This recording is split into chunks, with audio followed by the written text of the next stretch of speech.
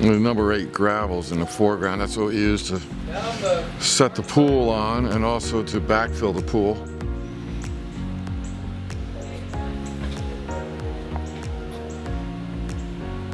We had to tie up the lines up there so that way the excavator won't hit the electric lines.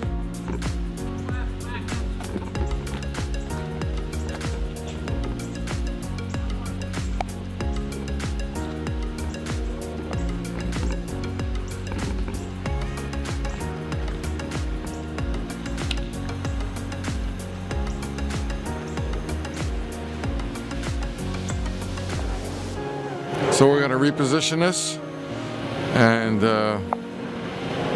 get it ready to go into the excavated hole.